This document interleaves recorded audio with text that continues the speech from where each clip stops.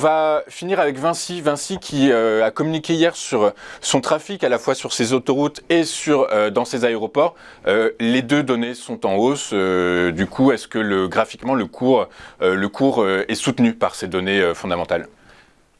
Oui, alors effectivement, Vinci, alors il faut savoir que Vinci, 80% de ses revenus récurrents viennent des concessions aéroportuaires et autoroutières.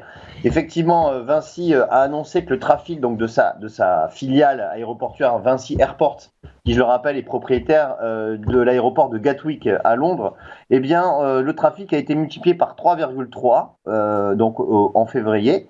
Donc c'est considérable. En revanche, il s'inscrit en repli de 47% par rapport à la période de 2019, qui est une période considérée entre guillemets comme normale en termes de trafic aérien.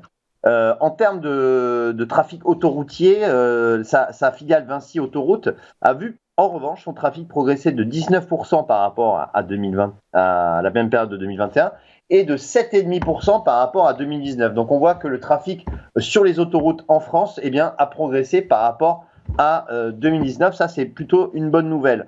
Alors, ça se traduit effectivement par une hausse du titre Vinci. Alors, c'est vrai je vais la tracer avec vous en direct. La résistance se situe très clairement ici à 96 euros.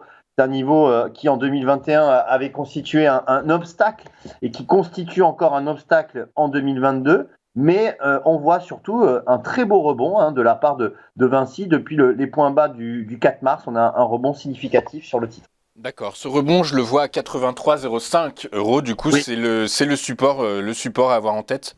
Voilà, exactement. C'est cette zone de support qui avait constitué un point bas en 2021 et qui, effectivement, même si on avait légèrement enfoncé ce support, ça a permis un rebond du titre Vinci au début mars.